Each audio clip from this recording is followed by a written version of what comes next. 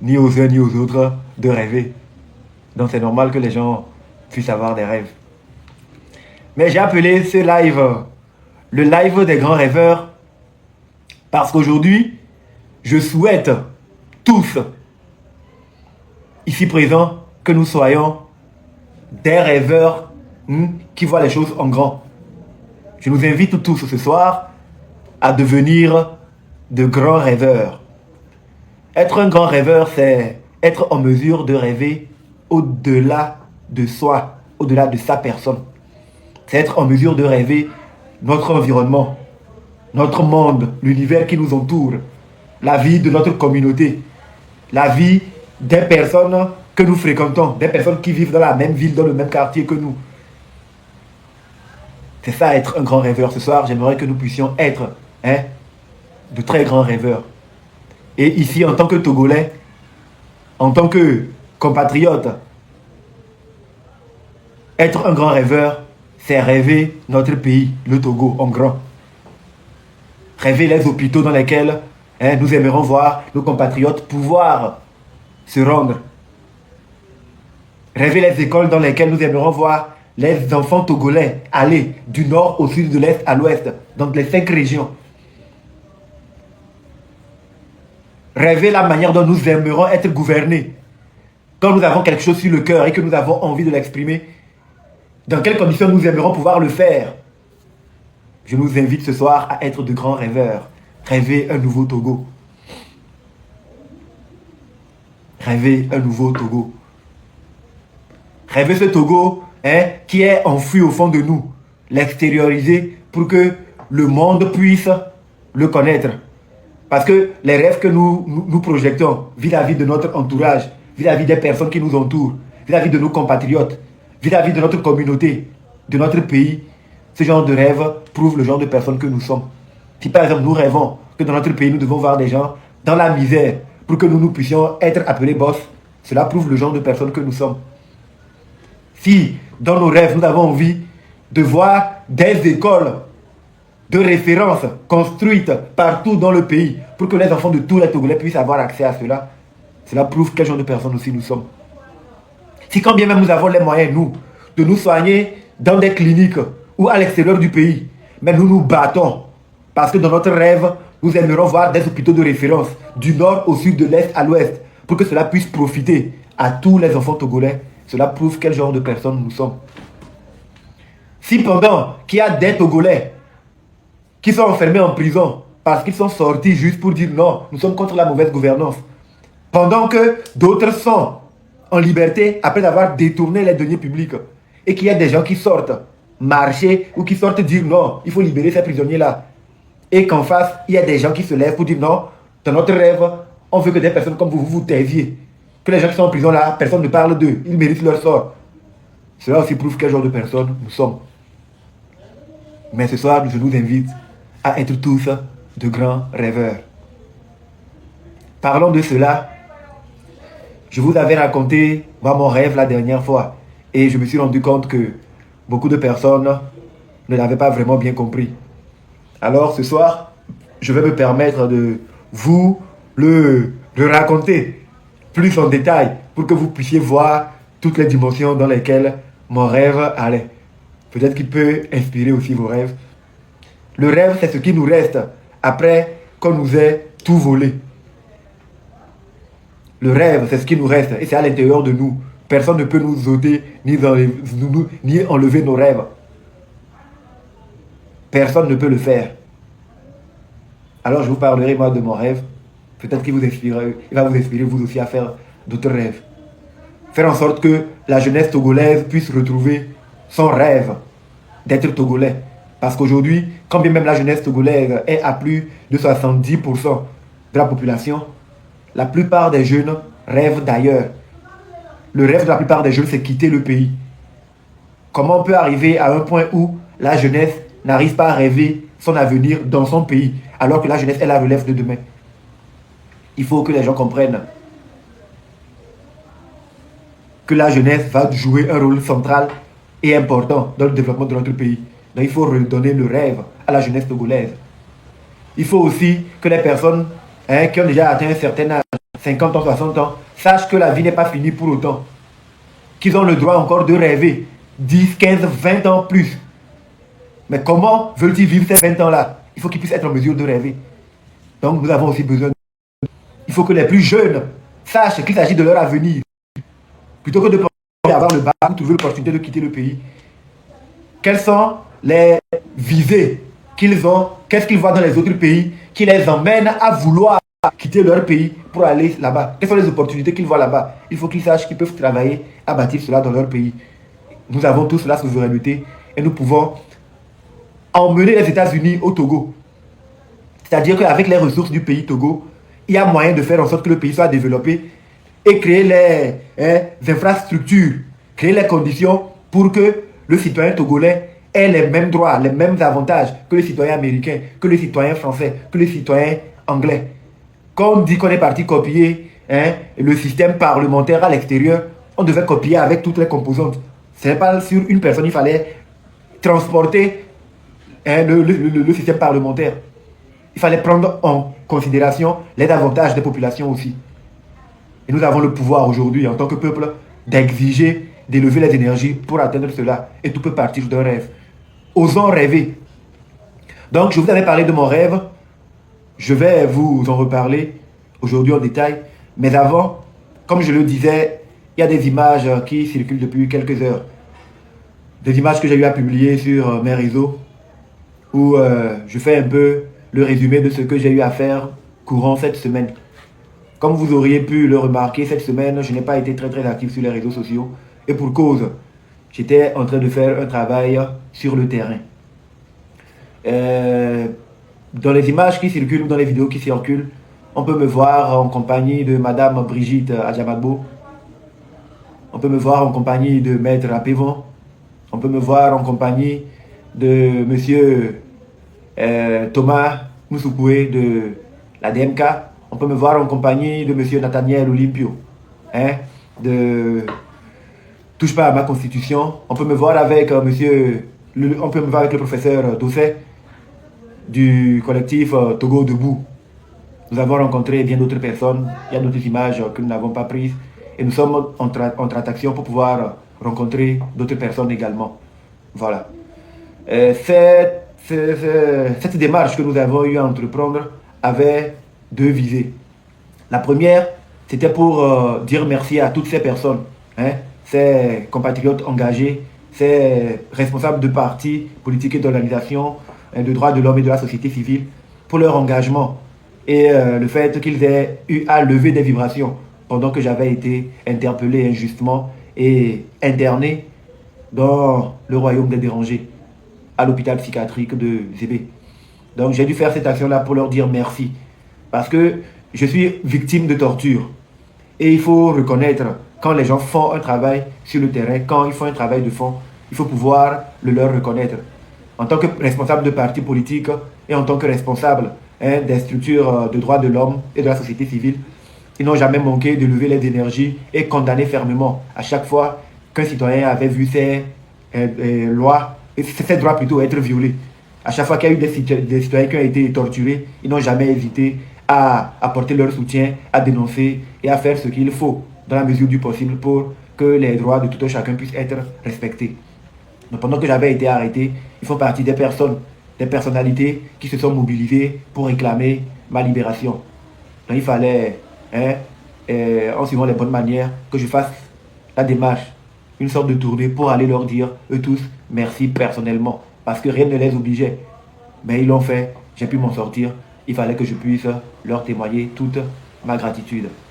Maintenant, dans un second temps, j'ai vu qu'ils sont sur le terrain depuis très longtemps. Ils ont de l'expérience.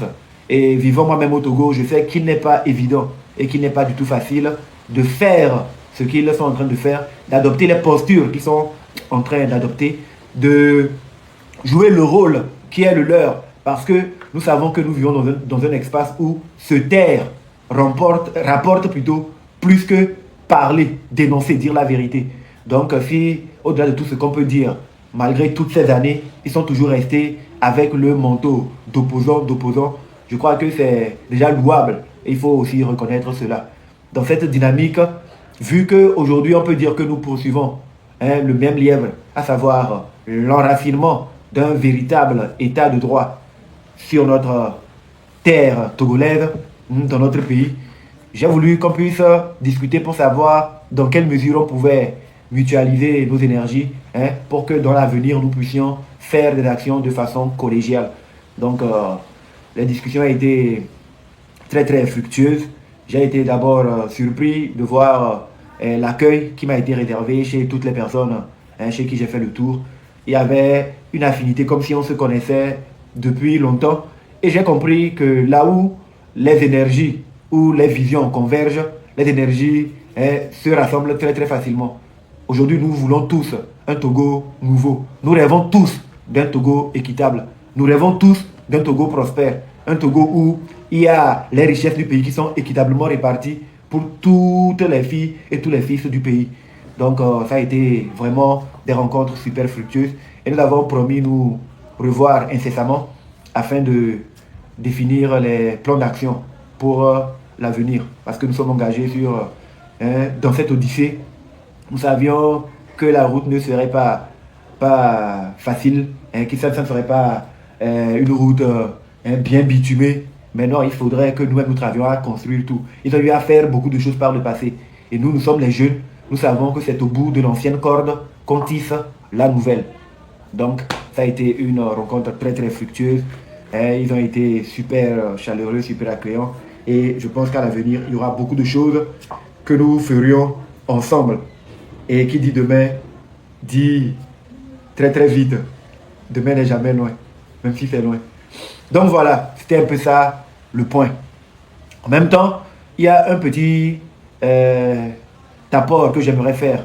En discutant avec certains de nos leaders, j'ai pu comprendre qu'il y a certaines personnes qui sont marquées par le temps et par l'histoire.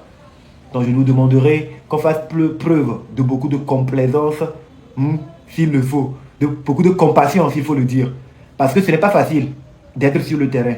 Ce n'est pas facile de combattre à visage découvert des personnes qui ont beaucoup à perdre. Si par exemple on se réfère à la note de Mme Yakadé, en 15-20 ans, c'est près de 15 000 milliards de prêts que l'on a fait sur la tête du contribuable. Mais c'est difficile de savoir à quoi ça servit sur le terrain. Du coup, si les gens encore font la projection d'être là encore 5 ans, 10 ans, 15 ans, 20 ans, c'est peut-être parce que les personnes visent 15 000, 20 000, 30 000 autres milliards. Et être sur le terrain et vouloir que cela s'arrête, c'est franchement prendre d'énormes risques. C'est franchement prendre d'énormes risques. D'énormes risques. Du coup, il faut pouvoir encourager ceux qui font l'effort d'oser être contre les injustices, d'oser être contre la mauvaise gouvernance, sachant que nous sommes dans un pays où il nous suffit de nous taire pour gagner gros. Voilà.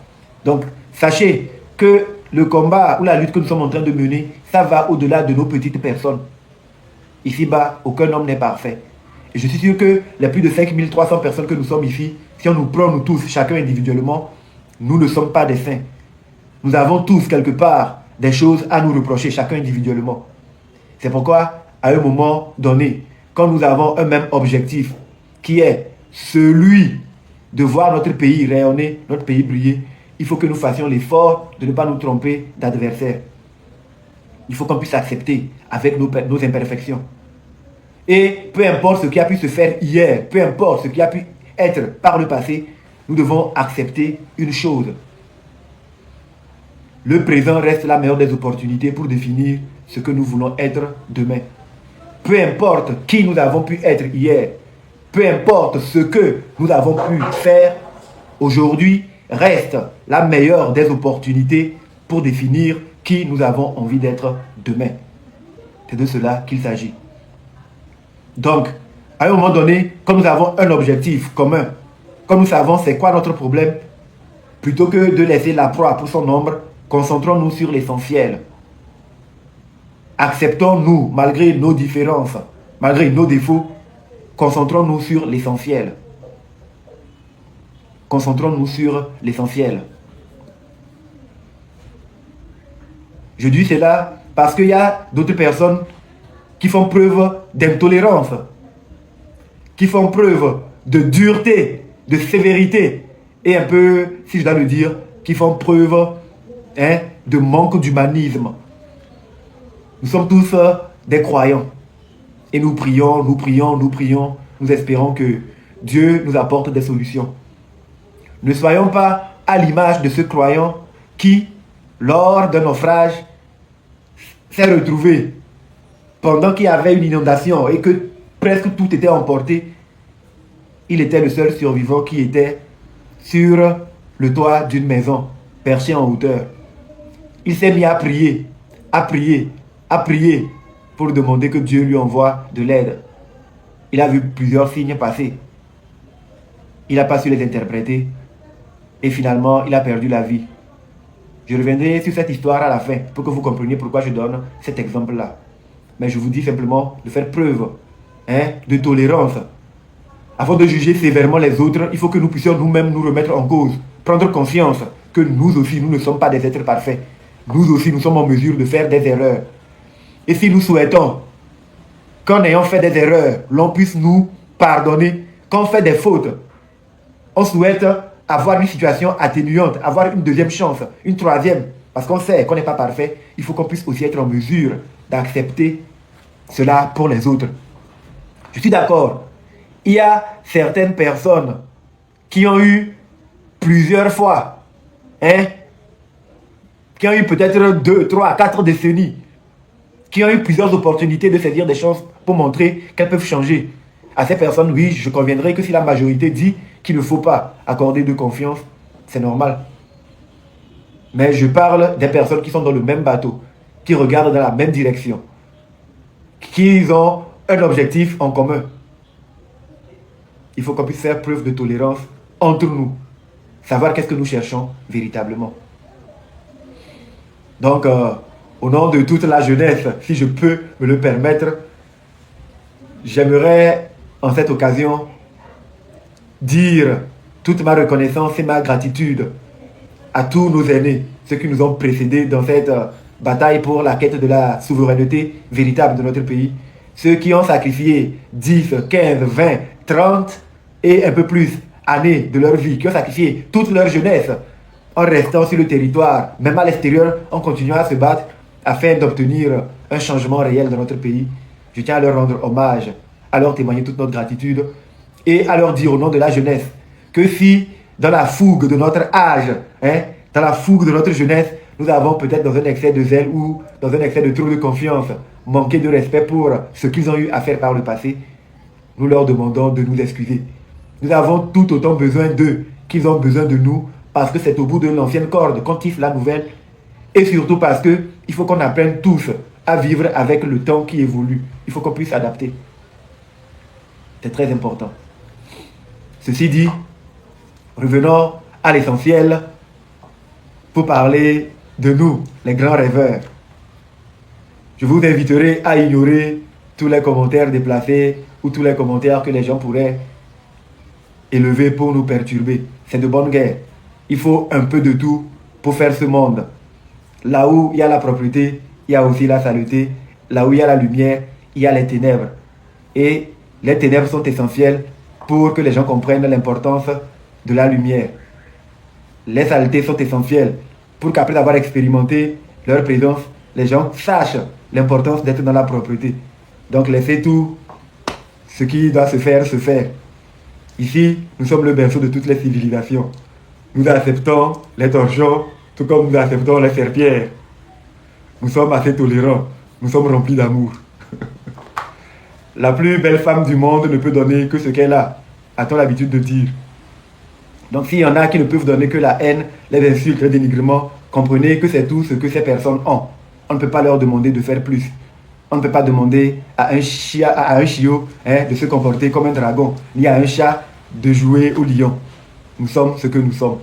Et ce que nous sommes se reflète à travers les mots que nous sortons de notre bouche, les phrases que nous formulons, à travers nos prises de position, à travers notre capacité à injecter soit du bien ou du mal dans l'esprit de la conscience collective. C'est ainsi. Chacun portera sa croix malheureusement. Nous ne sommes pas Dieu, mais les gens sont ce qu'ils sont. Bref, revenons à nos moutons. Ou revenons à nos mauvais-tons. Donc, je vais vous parler de mon rêve que j'ai eu à faire la dernière fois. Je vous l'ai brossé de façon superficielle, de façon grosso modo. Et j'ai vu qu'il y a eu beaucoup d'interpellations, beaucoup d'interprétations. Mais je vais vous le conter mieux aujourd'hui, pour que vous puissiez comprendre. Moi, je suis un grand rêveur. Je suis sûr que vous aussi, vous êtes de très grands rêveurs. Il faut être, pour être un grand et vrai bâtisseur, il faut être un grand rêveur, avoir une grande vision. Et quand on dit Togolais, viens, bâtissons la cité, c'est parce que les Togolais sont de très grands bâtisseurs. Donc les Togolais sont de grands rêveurs. Voilà. Donc, ce que je vais vous dire maintenant provient uniquement de mon rêve. Ce rêve assez mystérieux et bizarre que j'ai eu à faire. J'ai du mal à vraiment le comprendre. Mais j'aimerais le partager avec vous. Parce que bon, je sais dorénavant que je ne suis pas seul. Donc j'aimerais le partager avec vous pour que vous puissiez me dire comment vous le comprenez et comment vous l'interprétiez. Donc je tiens encore à dire que tout ce que je dis ici relève de mon rêve. Et si cela a certaines connotations avec une quelconque réalité, je ne saurais être responsable. C'est un rêve que moi j'ai eu à faire et que je raconte. C'est aussi simple que ça. Bien. Mon rêve, il a débuté quand? Mon rêve a débuté un samedi matin. C'était quelle date?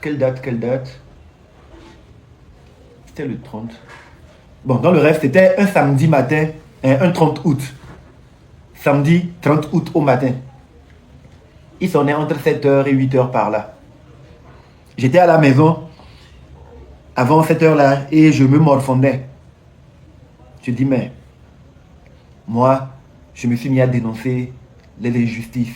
Je me suis mis à dénoncer la minorité pieuse, crapuleuse, démoniaco-satanique qui s'accapare les richesses du pays au détriment de la majorité. Entre-temps, Madame Nyakade a sorti une tribune où elle faisait le bilan de ses 20 dernières années de gouvernance. Quand j'ai vu ça et j'ai vu la gravité de ce qu'elle a dit, j'ai pété un câble. Je me suis mis à m'en prendre à la personne qu'on a désignée comme étant responsable de cette mauvaise gouvernance et l'architecte de ce système-là. Mais croyez-moi, je ne l'ai pas loupé. Vous-même, vous savez ce qui s'est passé. Et plutôt que de me convoquer pour que la justice fasse son travail normalement, des gens ont décidé de venir... C'est dans mon rêve, hein. Des gens ont décidé de venir me prendre et m'arrêter, me torturer. Donc j'étais là à me plaindre parce qu'après les tortures, après tout ce qui s'est passé, je suis sorti, mon pied n'est pas totalement rétabli. Et je me dis, mais c'est quel Togo ça? C'est quel pays ça? Ce n'est pas normal. Normalement, dans un pays qui devait être un pays de droits de l'homme, quand quelqu'un te torture alors qu'il a violé les lois, quand tu sors, tu arrives à le dénoncer publiquement, même jusqu'à aller porter plainte contre lui au tribunal militaire. Dans la minute qui suit ou dans les jours qui suivent, on doit ouvrir une enquête pour mettre cette personne hors d'état de nuire parce qu'elle est un danger et représente une menace pour la sécurité nationale. Pendant que j'étais en train de me plaindre de mon pied et de cette injustice, je me suis dit non, il faut que je me lève et que je fasse une marche parce que de toute façon, j'en ai besoin pour ma rééducation. Je dis, si je sors, je marche. Peut-être que je suis comme là, je suis à la maison, personne ne pleure mon sort. Dieu et l'univers ne voient pas ce qui se passe. Donc je vais sortir et je vais marcher pour que Dieu, le soleil, les astres, tout l'univers puissent me voir que je marche parce que je suis victime de torture. Je marche parce que je suis victime de la mauvaise gouvernance. Je marche parce que les choses ne vont pas dans le pays comme ça devait aller selon moi. Je ne veux pas créer des problèmes à qui que ce soit. Je suis une personne qui n'aime pas la violence. Donc je sortirai marcher simplement sur mon trottoir, faire un petit point. Quand je vais arriver devant une agence où je vois c'est écrit peut-être remove internet ou c'est écrit saille ou il y a ça, je ne sais pas trop ce qui donne internet. Je fais des vidéos pour dénoncer le fait qu'il n'y ait pas internet. Donc je pensais à ce que je vais faire quand je vais sortir pour marcher. Je me fâchais. Dans le rêve, Et puis bon, je me suis levé. Je dis bon, je vais sortir pour marcher ce matin du samedi. Et je me suis levé. Je me suis habillé, mon tenue de sport légèrement. Et je suis sorti de chez moi. Je me suis mis à marcher. J'habitais à Glacier. Donc entre 7h et 8h, je me suis levé et j'ai commencé à marcher. Mais bizarrement, ce qui m'a semblé curieux, Quand je suis sorti de chez moi, j'ai commencé à marcher. J'ai eu l'impression qu'il y avait des gens qui étaient là positionnés et qui attendaient que je sorte pour marcher, pour qu'ils puissent marcher derrière moi. Pourquoi je dis ça? Je ne me suis pas rendu compte totalement et en même temps, dans l'immédiat. Non. Je me suis levé de chez moi et je suis sorti. Quand je suis sorti, j'ai commencé à marcher. Et pendant que je marchais dans mon cœur, je disais que je marche parce que je suis victime de la torture. Et je veux que l'univers puisse savoir que je suis contre le fait qu'il y ait des Togolais qui soient torturés comme moi. Que l'univers et Dieu puissent agir pour que cela s'arrête. C'est simplement pour ça que je marche. Je marche parce que je sais que les ressources du pays sont dilapidées, sont mal gérées. Et que si les ressources du pays étaient bien gérées, il y aurait eu des hôpitaux de référence dans mon pays. Et du nord au sud, les gens auraient pu se faire soigner. Je marche pour ça. Je marche parce qu'il y a une mauvaise gestion des recettes du pays. L'autre est obligé de créer des taxes pour prendre chez des femmes, de sorte qu'elles n'arrivent pas à s'en sortir malgré les taxes qu'elles paient. Elles sont dans des marchés qui ne sont pas vraiment développés.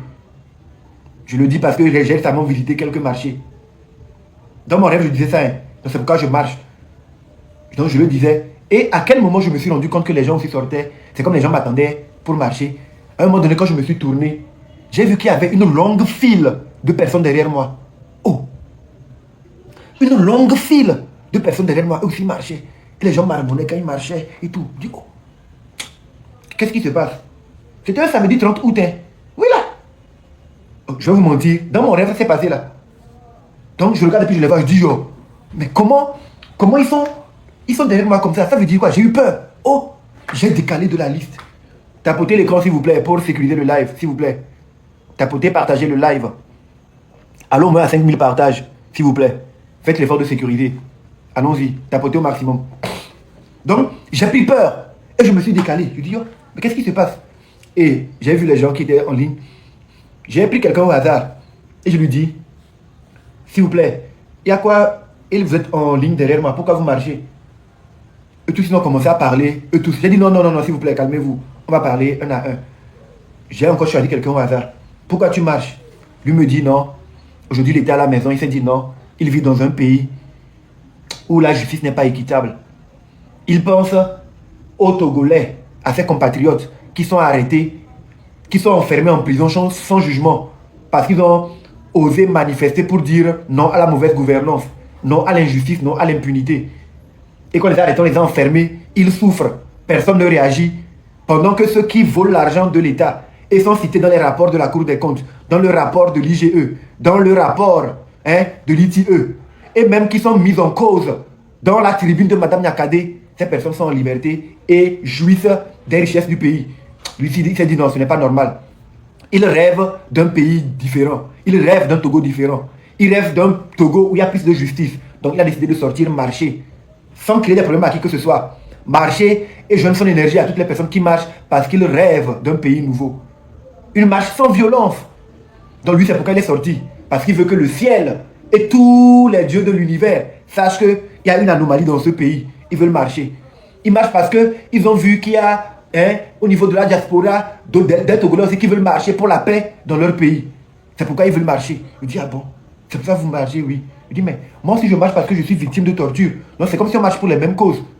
Marchons, ne créons des problèmes à personne. Marchons. On s'est mis à marcher. Mais j'ai posé la question à d'autres personnes aussi, pour être sûr que nous marchons tous pour les mêmes objectifs. La queue était longue. Et restons concentrés. Partageons le live. La queue était longue, il y avait une longue queue. Et j'ai pris une autre personne que. Dis-moi, toi, pourquoi tu marches? Il dit, moi, je suis enseignant. Depuis plus de 10-15 ans, j'enseigne. Je dédie mon temps pour pouvoir former des enfants l'avenir de demain. Mais aujourd'hui, je vois les conditions dans lesquelles je suis. Je n'ai même pas le courage de pouvoir former les enfants des autres quand je ne suis pas en mesure de m'occuper de mes enfants à moi.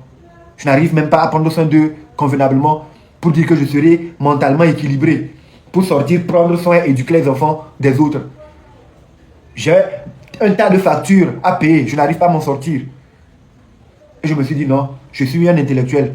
Normalement, j'ai étudié et je sais qu'avec les richesses que ce pays a, si les richesses étaient bien réparties, moi en tant qu'enseignant, j'allais gagner plus que ce que je suis en train de gagner là. j'aurais eu les moyens de m'occuper mieux de mes enfants. Ou mes enfants auraient pu profiter des programmes mis en place par l'État pour qu'ils puissent avoir accès à une meilleure condition de vie, parce qu'ils sont la relève de demain. Et comme ce n'est pas le cas, et comme moi je rêve d'un Togo différent, j'ai décidé de sortir pour marcher. J'ai décidé de sortir pour marcher, pour que l'univers et tous les dieux puissent voir que ça ne va pas dans mon pays et je veux que ça change. Je les appelle au secours. Si ils ne sont plus là, ils ne veulent plus, c'est eux qui m'ont créé, c'est pas moi j'ai demandé.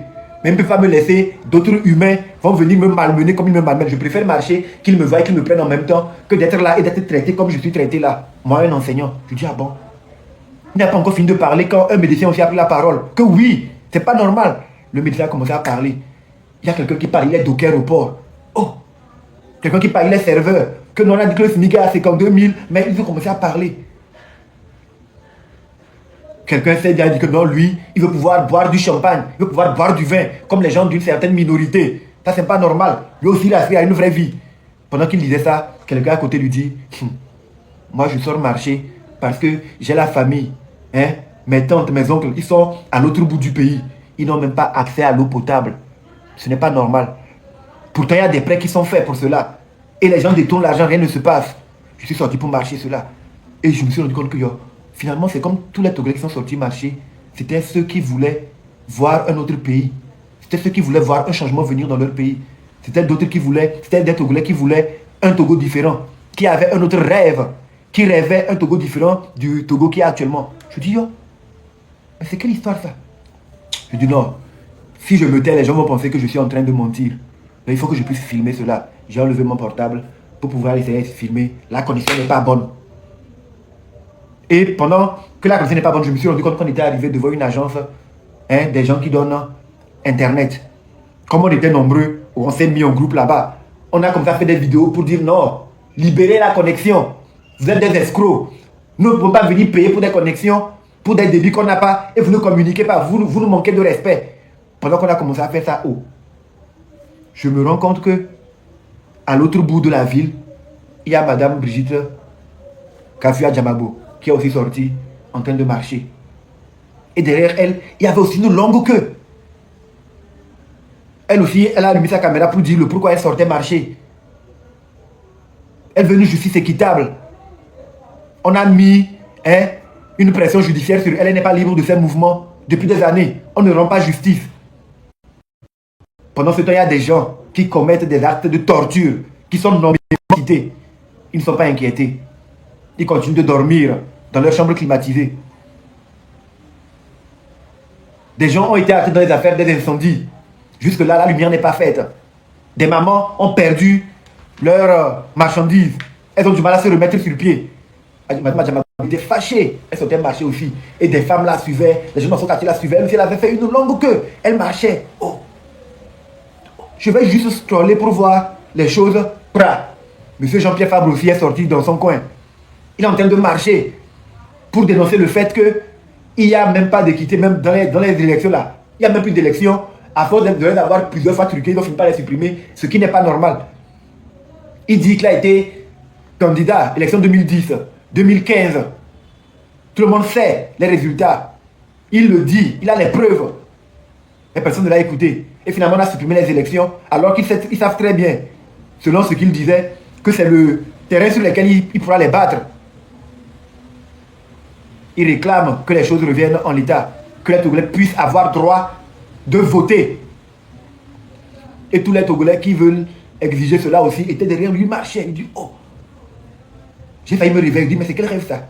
Mais j'ai été curieux de vouloir voir jusqu'où ça peut aller. Je scrolle, je vois Maître Apévon. Lui aussi, il est sorti. Les Jean-Pierre Fabre, il marchait vers la cour constitutionnelle. Il y avait une cour de justice quelque part là-bas, où il y avait des avocats qui étaient venus. On avait écrit l'ordre des avocats. Ils se sont arrêtés là-bas pour dire non, l'ordre des avocats doit réagir. Ils doivent pouvoir dire le droit. Ils doivent pouvoir définir ce que c'est que la vérité. Ils connaissent mieux les lois, les textes. Ils ne peuvent pas fermer les yeux sur n'importe quoi. Maître Apévon également, comme il est avocat, il en parle, il parle à ses collègues avocats. Il y avait des avocats qui étaient derrière lui. Il y avait des citoyens qui étaient derrière lui. C'est quelle histoire ça? J'ai vu les gens de la DMK. Quand je scrollais, je dis, oh, j'ai commencé moi aussi à filmer pour que les gens voient que je traîne une longue queue derrière moi. Et partout, dans la ville, il y avait de longues queues. Tous les leaders, Madame Adjabagbo, Monsieur Jean-Pierre Fabre, Maître Apévon, Professeur Dosset, les gardes de la DMK, hein, Monsieur Nathaniel Olympio. Oh, je tourne. Je vois, il y a quelque part dans les nuages, hein, une armée de tigres rouges. Ils étaient là, ils réveillaient les gens partout, dans l'univers, partout. Les chancelleries pour qu'ils voient ce qui est en train de se passer. Comment les Togolais ne sont pas d'accord avec le rêve qu'on est en train de leur imposer. Pour eux, c'est un cauchemar. Ils rêvent de notre Togo.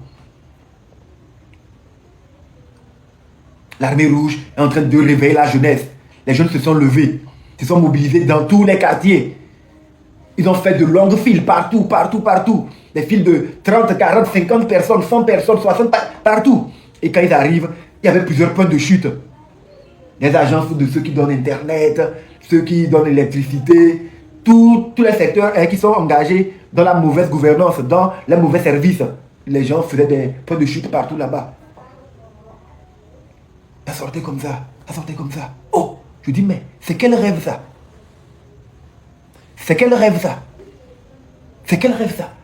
Je dis, mais c'est... Yo.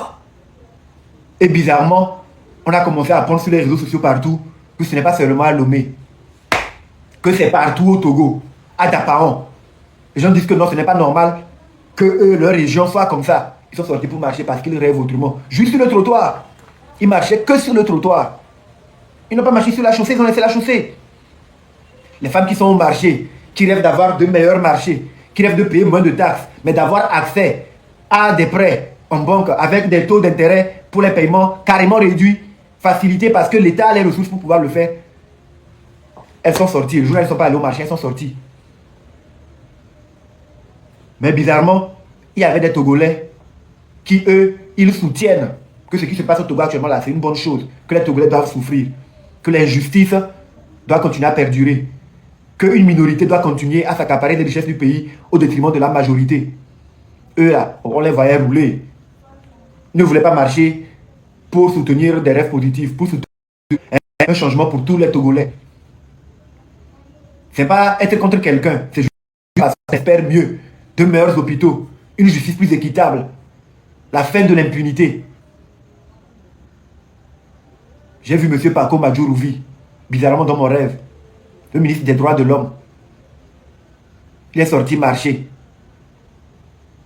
Il y avait des gens derrière lui. Parmi les gens qui étaient derrière lui, j'ai vu des représentants français, des ressortissants français, tout, il marchait avec lui. Dans mon rêve, hein. Et je me suis approché de lui. Je l'ai salué. Bonjour, monsieur le ministre. Ah, ravi de voir que vous-même vous êtes sorti marcher pour ce 30 spécial. Il m'a dit, oui, bien sûr. Et c'est lui qui me renseignait qu'en effet, le 30 août 1956, hein, la France avait fait du Togo une république autonome. En 1956, le 30 août 1956, la France avait fait du Togo une république autonome. Voilà.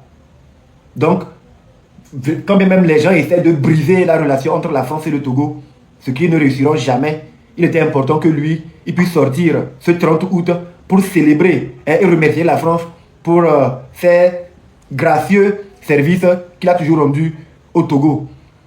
Non seulement en 1956, le 30 août, il a permis au Togo de devenir un gouvernement autonome. En 2025, aujourd'hui encore, il nous soutient en construisant le CHU de Kara et de Lomé, en investissant pour la rénovation.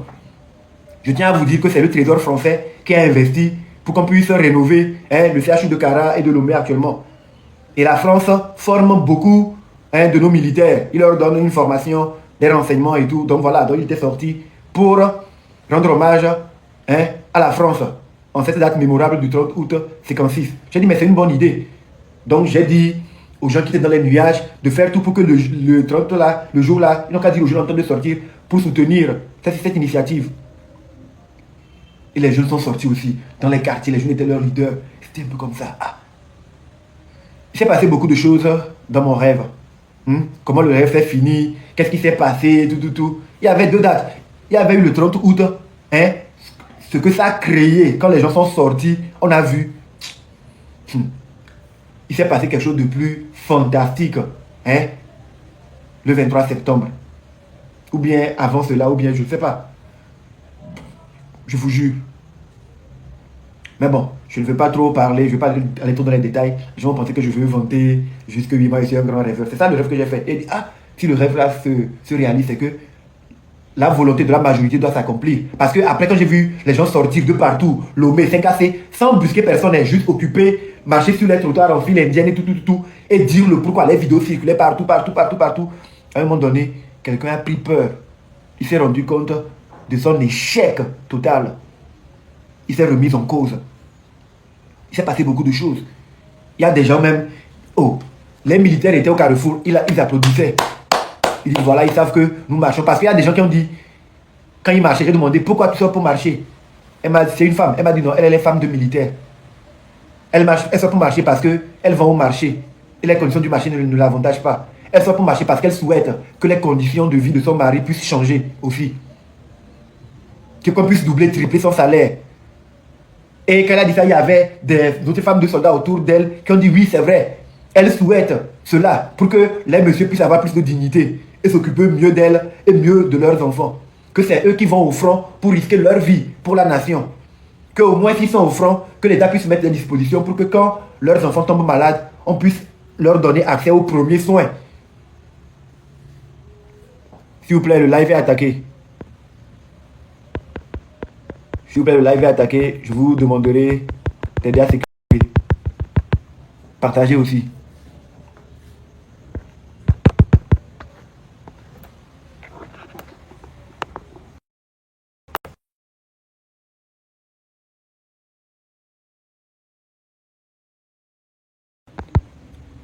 Oh là là. Le live est attaqué. Bref. Donc rêvons. Je ne vais pas être plus long que ça. Puisque le live est sérieusement attaqué. Je crois que j'ai expliqué en long et en large mon rêve. Ce qui s'est passé par la suite, je ne peux pas vous le dire maintenant. Le live prendra fin dans 5 minutes. Nous avons détecté une inactivité pendant le live. Quelle inactivité? Oh là là.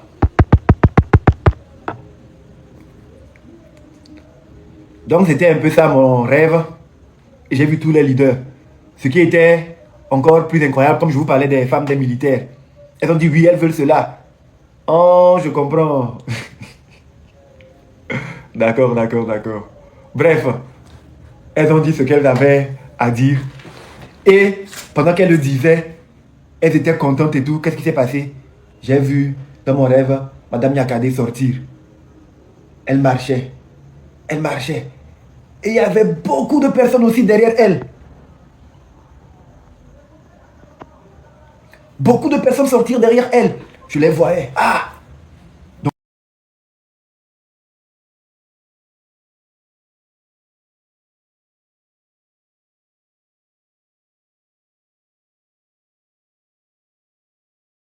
Oh, j'ai vu même des soldats retraités qui étaient contre leur situation, qui voulaient voir leur situation s'améliorer, sortir, faire leur 100 pas, leur footing, être dans des colonnes parce qu'ils souhaitaient voir le Togo changer, leurs conditions de vie évoluer. Et ils voyaient ça. Mais pourquoi nous souffrons tant? À cause de quoi? À cause de qui nous souffrons tant? C'est pas bien, hein? C'est pas bien, alors que nous sommes tous des Togolais, le pays est riche. Les gens marchaient comme ça. J'ai vu les femmes des médecins, des enseignants. J'ai vu quelques jeunes enfants, adolescents, peut-être quelques lycéens, hein, et des jeunes étudiants. Des étudiants en droit, des étudiants en médecine, à la FASEG. Des étudiants, parce qu'ils savent que c'est leur avenir.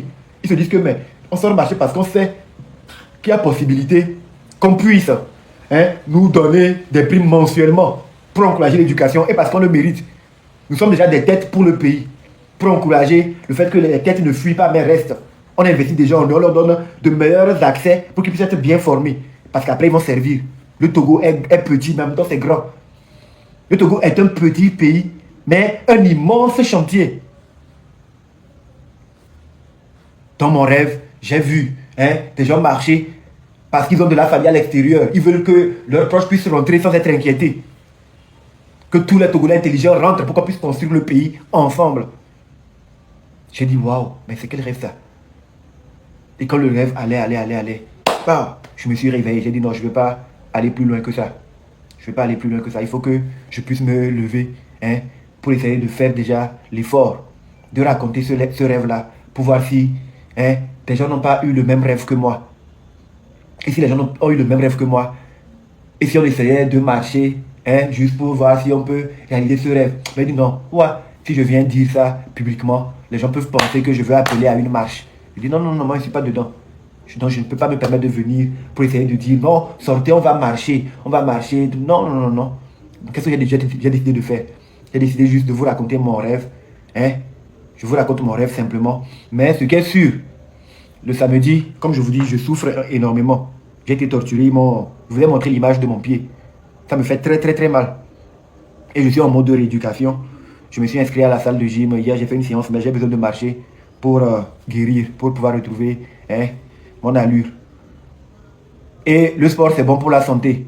Aujourd'hui, les jeunes meurent trop tôt d'AVC et tout. Le gouvernement même a demandé aux jeunes de faire le sport. Donc, il faut que moi, je puisse faire mon sport. Je sortirai marcher. Mais je ne vais pas vous mentir que j'ai peur. Pourquoi j'ai peur? J'ai peur parce que quand on m'a arrêté, on m'a torturé, on m'a dit partout je dois surveiller mes arrières. Sinon, on va venir me reprendre. Que si j'ose dire qu'on m'a torturé, on va me reprendre, on va me faire pire et rien ne se passera. Donc ça fait que j'ai très peur, sans vous mentir. Donc je sortirai pour faire mes 100 pas. Maintenant, s'il y a d'autres Togolais qui veulent peut-être essayer de voir ce qui va se passer, si je vais me faire être arrêté ou pas, ils n'ont qu'à... Je ne les empêche pas de pouvoir essayer de sortir au bord de la route, voir si ils peuvent observer quelque chose. Voilà. S'ils me voient marcher de loin et je m'éloigne, ils veulent se rapprocher pour voir, bon, est-ce que je serai... Ils peuvent suivre le trajet pour voir. Mais moi, je n'ai appelé personne. Je dis ce que je ferai. Mais je dis que j'ai peur. J'ai peur que un mal m'arrive. Mais je sais que s'il y a beaucoup de personnes qui sortent comme dans mon rêve et tout, on ne peut jamais arrêter toutes ces personnes-là. Surtout s'il y a des leaders qui annoncent qu'ils sortent marcher. Et que des jeunes aussi annoncent cela comme dans le rêve et tout. On ne peut arrêter personne. C'est ce que je me disais dans le rêve. Donc j'ai dit non, mais si je me réveille et je dis ça publiquement, les gens peuvent interpréter ça autrement. Donc je ne peux pas parler de ça dans la réalité. Mais je sortirai pour marcher. Mais j'ai peur. Donc il y a des gens qui veulent nous donner de la force. On ne dira pas non. La force en guettant nous derrière pour savoir que rien ne se passe. Mais il y a des gens qui sont derrière, qui regardent derrière, qui disent hé, oh bona, je peux me mettre à courir, oui. Ah mais on va torturer, oui. Voilà. Ou s'il y a des gens qui sont devant, moi je regarde à gauche, ils arrivent, non, bona, quoi. Je peux savoir. Mais s'il y a beaucoup de personnes autour, et ils disent oh bona, je ne vais pas fuir parce que c'est qu'il y a beaucoup de personnes autour. On ne peut pas nous tous nous arrêter. Donc, moi, je dois faire mes 100 pas pour ma rééducation. Et parce que je suis victime de torture. Je ne suis pas d'accord envers l'impunité de mon pays. Je suis victime de la mauvaise gouvernance. Je sors marcher. Je sors marcher pour cela. Je sors marcher parce que je veux de meilleurs hôpitaux pour mon pays. Je sors marcher parce que je veux un pays de droit. Je sors marcher parce que je veux voir mes marchés où nos mamans vont vendre être vraiment développés. Qu'elles paient moins de taxes. Qu'elles puissent avoir accès à du crédit facilité. Que celles qui ont vu leurs marchandises ou leur économie s'effondrer après les incendies des différents marchés puissent être remis sur pied. Je sors marcher parce que je veux voir les ressources du pays être équitablement réparties de sorte que les enseignants, les médecins, les militaires, les fonctionnaires puissent voir leur train de vie évoluer. Je sortirai marcher pour cela. Donc c'est le 30 août. Moi je vais le faire. Le 30 août. Mais dans le rêve, la partie que j'ai aimée, c'est quand les gens sont sortis nombreux et il y a un monsieur là, il disait que lui, il était le plus fort de tout le petit village. Et quand il a vu comment les gens sont sortis et tout, et on demandait aux gens pourquoi ils sont sortis, les gens disaient le pourquoi. Il a eu honte. Il a fui. Ce qui s'est passé jusqu'à... Il a fui, bon.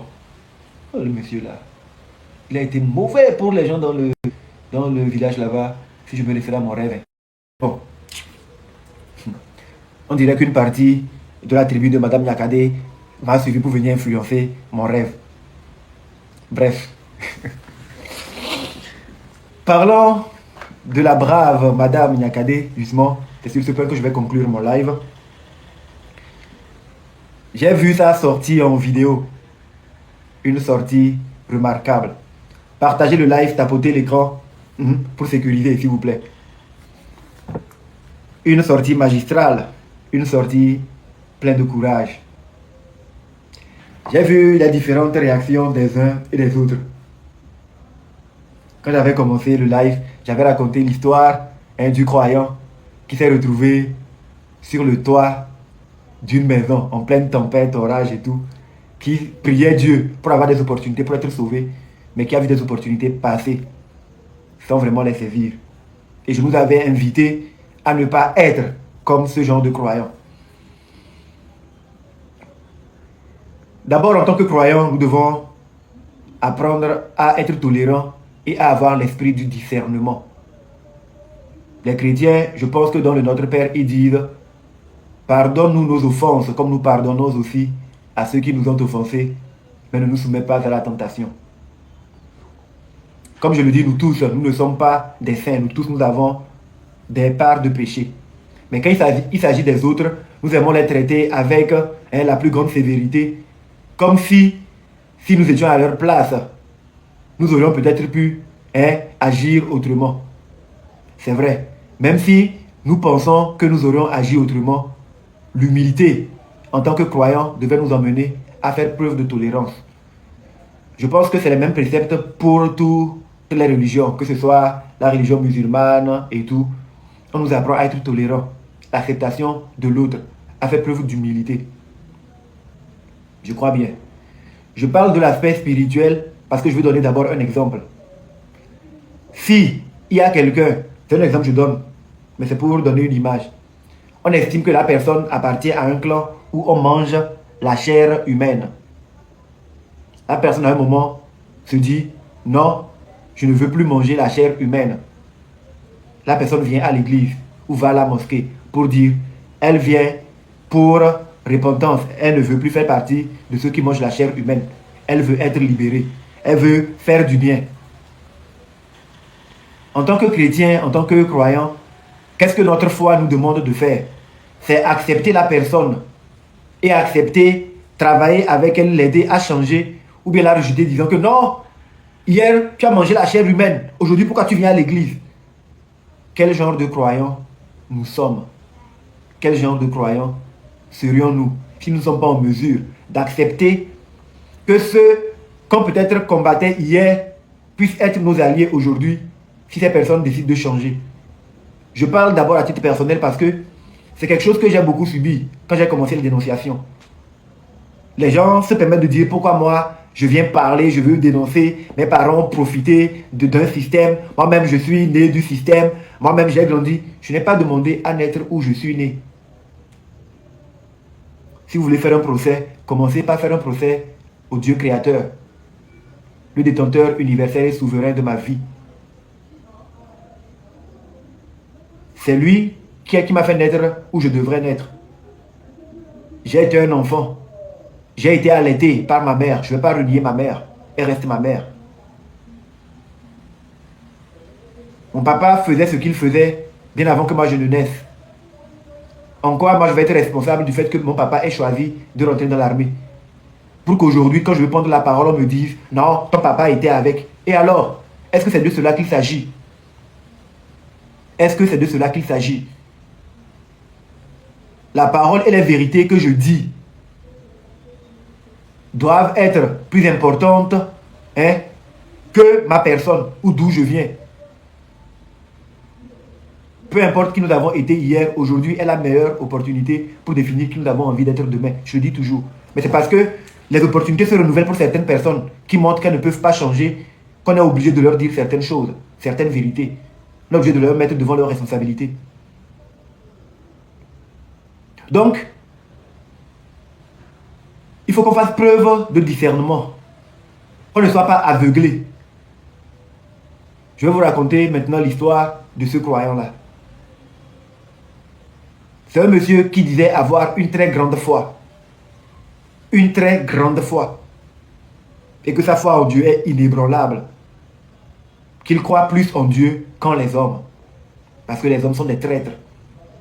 Il se fait que dans sa vie, il avait des différents problèmes avec des gens de son entourage. Des gens avec qui il ne parlait pas. Des gens avec qui ils ont eu des histoires dans l'enfance, mais qu'il a gardé en lui. Malgré le fait qu'il soit croyant, il dit qu'il croit en Dieu. Un jour, il était à l'église en train de prier, quand il y a eu une grande tempête qui s'est déchaînée. Une grande inondation. Le barrage a cédé et l'eau emportait tout sur le chemin. Il a couru pour monter sur le toit de l'église et s'est mis à prier. Que Seigneur, je t'ai prié toute ma vie et ce soir, j'aimerais que tu puisses faire preuve de miracle, que tu puisses te manifester. Donc, pendant qu'il est en train de prier, il voit un radeau qui passe avec un oiseau là-dessus. Il le regarde. Il dit, ah, c'est beau. Au moins, cet oiseau, il a eu la chance.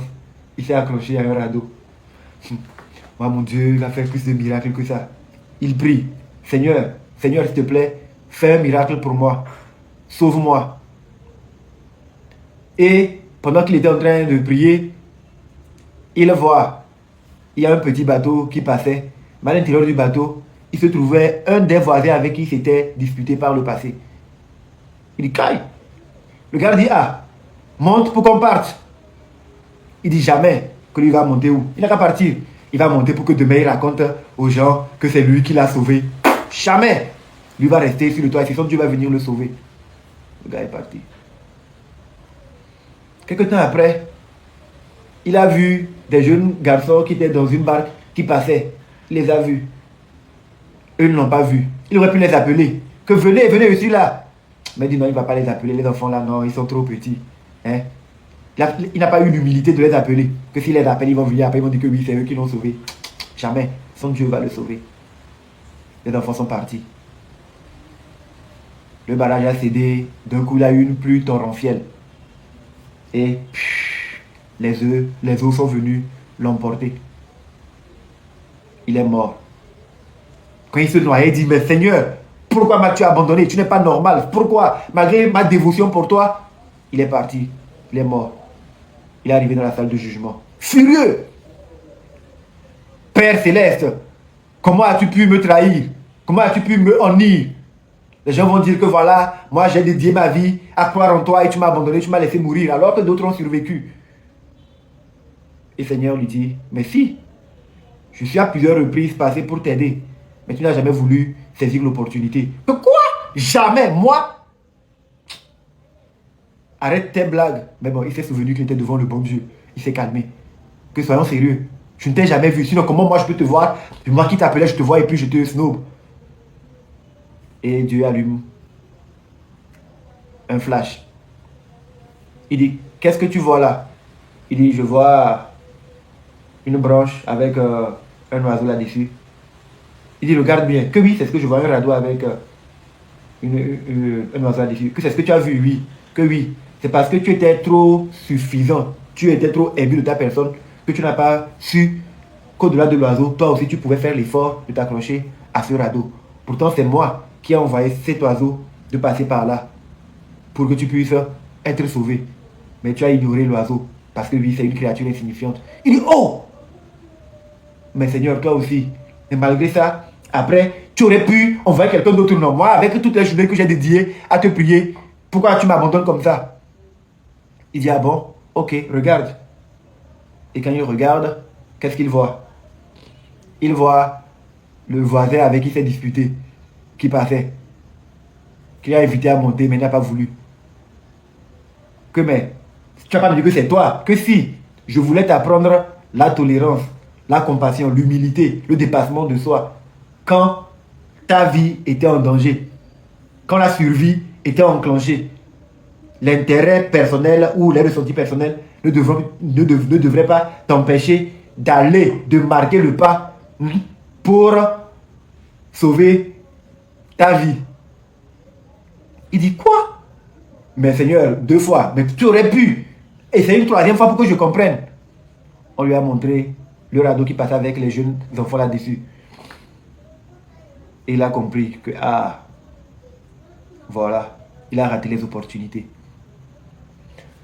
Donc, Je vous raconte ça pour vous dire, ne soyons pas comme ce croyant qui prie quotidiennement que Dieu puisse changer sa vie. Mais à chaque fois qu'il a des appels ou des opportunités pour agir, faire le pas, faire sa part, faire l'action qu'il faut pour voir le changement intervenir dans sa vie, reste encore sur ses genoux, reste couché, reste assis, reste chez lui pour dire que Dieu va descendre pour le faire. La personne va mourir en se plaignant et Dieu lui montrera toutes les opportunités qu'il a eues à lui envoyer. Parfois, il faut l'union de deux opposés pour qu'un changement puisse venir dans nos vies. Il faut qu'il y ait un homme et une femme se mettre ensemble pour pouvoir procréer. Ces deux forces opposées. Il faut les deux gamètes pour que la reproduction puisse avoir lieu.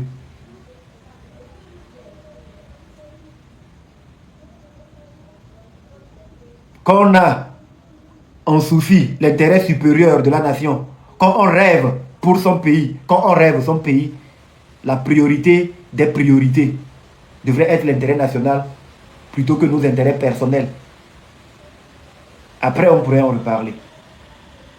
C'est ça qui est très important. C'est ça qui est très important. Ce soir, je ne bloque personne. Parce que, comme je le dis, ce live est le live des grands rêveurs. L'homme est à la hauteur de toutes choses. Les personnes qui se distinguent par les énergies inférieures dans les commentaires resteront des serpents rampants. C'est leur nature. Les personnes qui se sont distinguées par des commentaires positifs, se sont montrées comme étant des personnes élevées. Et c'est avec elles qu'on travaille. Mais les personnes qui sont négatives ou qui perturbent ou qui essaient de dire des choses déplacées, ce qui est sûr, si elles sont là, c'est qu'elles nous écoutent et elles sont aussi de grands rêveurs. Peut-être que l'invitation qu'on aura à faire, c'est demander qu'elles puissent mieux réorienter leurs rêves, de rêver autrement, d'inclure dans leurs rêves le bien-être de la majorité, plutôt que de rêver pour elles-mêmes. Comme je l'ai dit, nous sommes tous des rêveurs. Mais dans ce live, j'invite toutes les personnes qui sont là à devenir de grands rêveurs. Être un grand rêveur, c'est rêver au-delà de soi, rêver au-delà de sa petite personne. C'est rêver plus que ses intérêts personnels. Donc j'envoie beaucoup d'amour aux personnes qui m'attaquent dans les commentaires. Je peux comprendre que dans leur vie, dans leur véritable vie, elles sont des personnes malheureuses. Des personnes qui manquent cruellement d'amour, qui manquent de fierté. Des personnes qui peut-être sont obligées de soutenir la déshonorabilité avant de pouvoir trouver de quoi manger. Des personnes qui ne peuvent exister que si le mal perdure. Moi, je leur envoie beaucoup d'amour. C'est le manque d'amour véritable qui conduit certaines personnes à se comporter comme elles se comportent. Il faut le comprendre. Ce n'est pas facile de vivre en ayant sur la conscience la souffrance des millions de personnes. Parce qu'on sait que oui, telle chose qu'on défend est la cause de la souffrance des millions de personnes. Mais nous sommes obligés de le faire. À un moment donné, il faut savoir que ces personnes, quand elles rentrent chez elles, quand elles se retrouvent avec elles-mêmes, elles font des... Voir. Imila Tonyawa, Tchale no les ongulo. Et nous les ongulo, vous pensez qu'elles perdaient leur temps à être dans les lives comme ça? Non, elles seraient occupées à faire des choses importantes.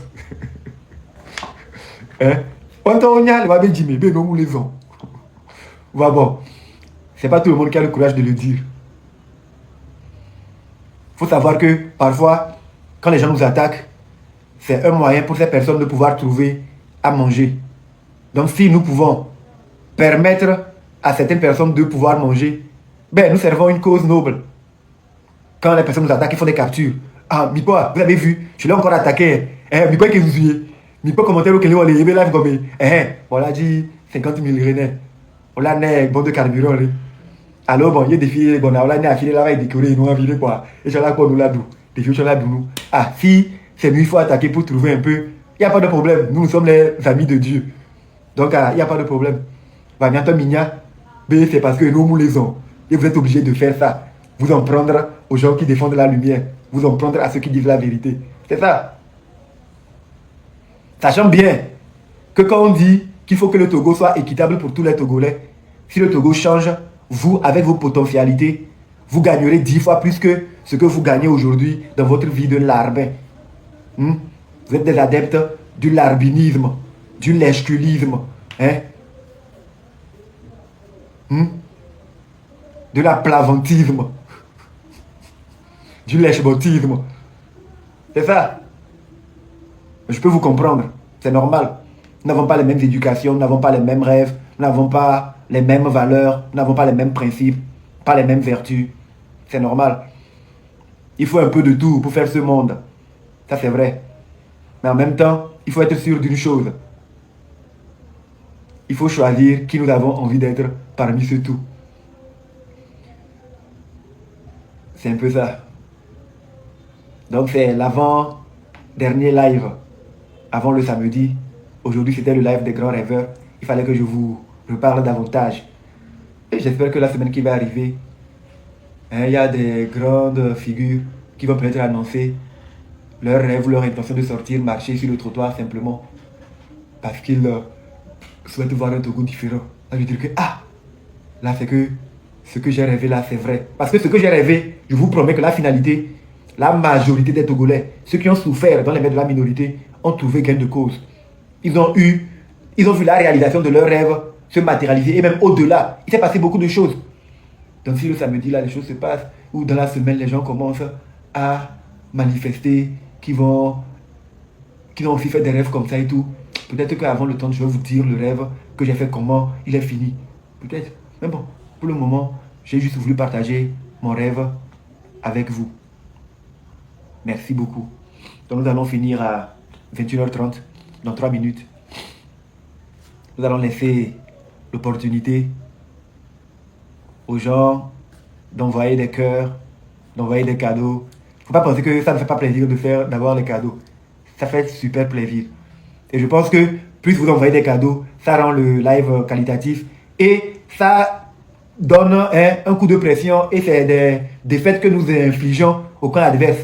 Ils pensent que c'est seulement dans les lives inutiles qu'il y a des lions, qu'il y a des cadeaux. Non, il faut qu'on montre que même en véhiculant la vérité, il y a des gens qui soutiennent ce que nous sommes en train de faire. Parce que oui, il ne faut pas l'oublier, ce combat que nous sommes en train de faire, ce n'est pas un combat facile. Nous avons besoin de tous les soutiens possibles. Oui, c'est très important.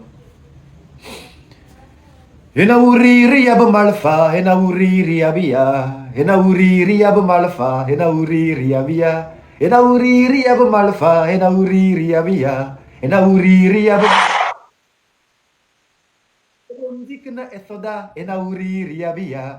Sosa gong ko komne enauriri abia. Amron gong na elong enauriri abia. Amron gong na nyalamiya enauriri abia. Enauriri abamalfa enauriri abia. Enauriri abia. Malfa, enauriri abia. Enauriri abamalfa enauriri abia. Yeruzuma kalu wondu esorum tino chekbenduse. Yeruzuma kalu wondu esorum tino chekbenduse. Yeruzuma kalu wondu esorum tino chekbenduse. Yeruzuma kalu wondu esorum tino chekbenduse. Savan wondu chekbenduse. Kara wondu chekbenduse. Central wondu chekbenduse. Yeruzuma kalu wondu esorum tino chekbenduse. Yeruzuma kalu wondu esorum tino chekbenduse. Yeruzuma kalu wondu esorum tino chekbenduse. Yeruzuma kalu wondu esorum tino chekbenduse. Nous avons tous des missions. Nous avons le choix entre les accepter ou ne pas les accepter. Mais nous tous, autant que nous sommes Togolais, nous sommes les seuls détenteurs de la souveraineté nationale. Personne n'est supérieur au peuple togolais. Donc si le peuple togolais décide de se mettre ensemble et de parler d'une seule voix, c'est sa volonté qui sera faite. Le plus paisiblement possible. Pas dans la violence. Pacifiquement. Parce que le peuple togolais est un peuple brave. Un des peuples les plus pacifiques de la terre. Et nous aurons mille occasions de le montrer. Les obscurités ne peuvent jamais vaincre les ténèbres. Et sachez que si Dieu et le diable luttent, le diable ne peut jamais vaincre Dieu. Donc marchons dans la lumière divine. Marchons dans la lumière de Dieu. Suivons la voie de la vérité.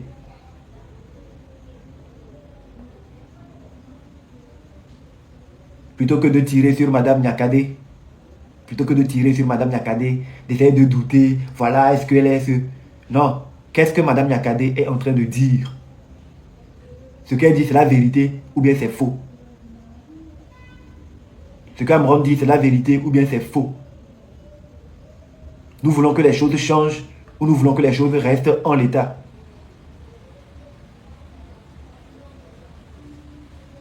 Quand on vous montre la case qui brûle, plutôt que de regarder la case, ne soyez pas concentré à regarder les imperfections du doigt.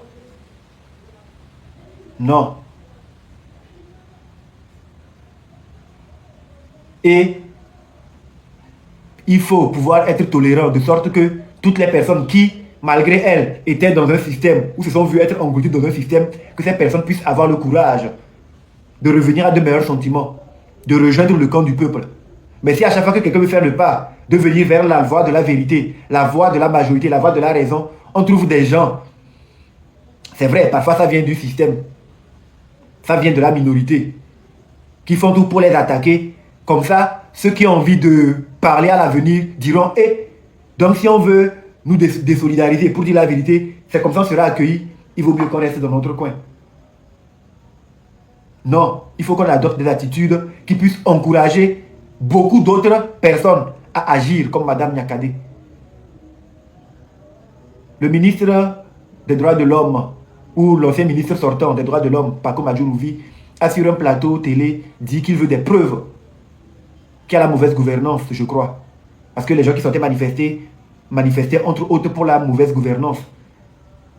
La sortie, la tribune de Madame Nyakadé était déjà une preuve qu'on aurait pu mettre beaucoup plus en avant pour le mettre en position de faiblesse si nous n'avons pas perdu du temps à vouloir nous attarder sur la personne, la considération de la personne et tout. La vidéo de Madame Nyakadé est une cerise sur notre gâteau. Une cerise sur notre gâteau. Mais bon, on en reparlera largement. Je ne vais pas prendre trop de temps ce soir. Ce qu'elle dit, elle ne peut pas le dire en le disant en l'air. Elle a des preuves. Je suis sûr.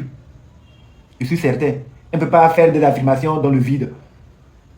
Comme arrêter, on m'a torturé, c'est parce que je mettais beaucoup plus sa tribune en avant et je m'en prenais à une personne qu'on a indiquée comme étant la personne responsable.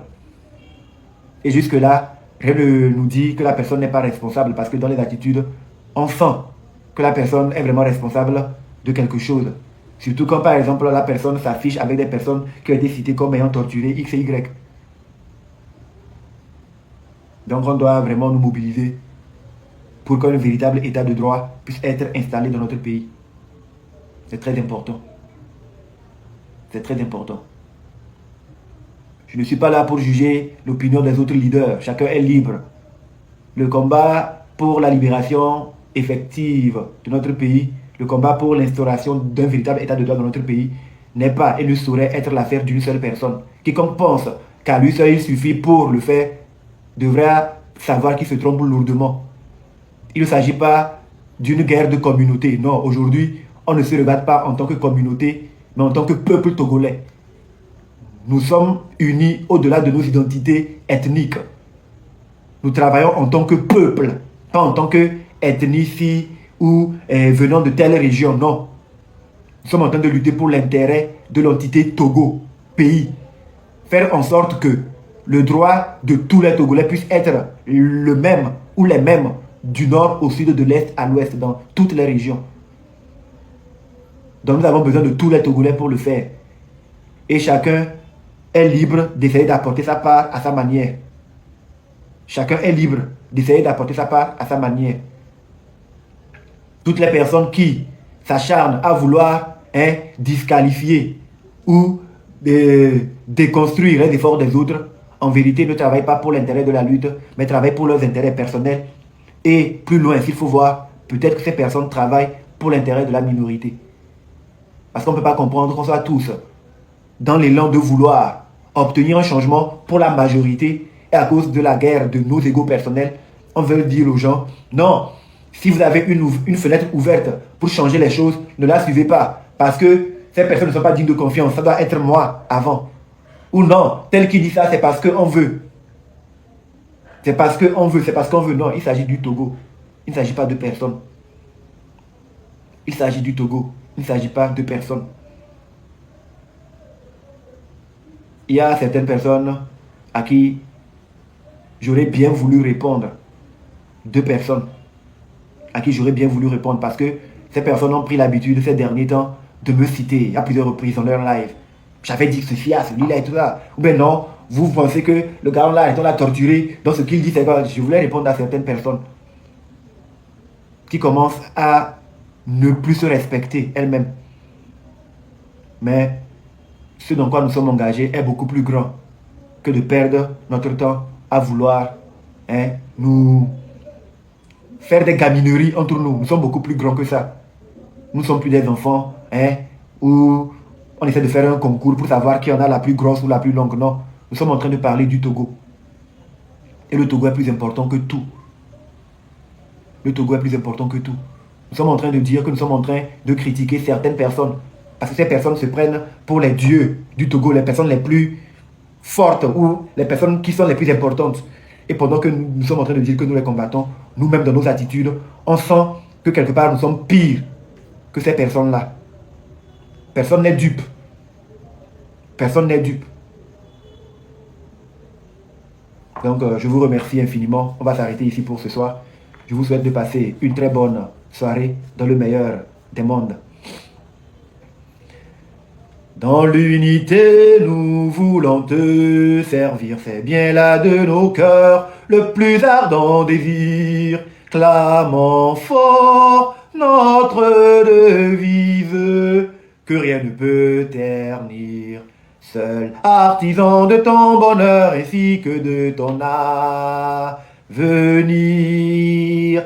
Brisons partout les chaînes de la traîtrise et nous te jurons toujours fidélité et aimer, servir, se dépasser, faire encore de toi sans nous lasser. Togo chéri, lors de l'humanité. C'était votre serviteur Amron dans le live des grands rêveurs. J'espère qu'on a passé un bon moment ensemble, qu'il y a eu beaucoup de partage, que cela pourrait être utile pour la suite des démarches que nous avons entreprises pour l'enracinement d'un véritable état de droit dans notre pays. Merci beaucoup et très bonne soirée à vous.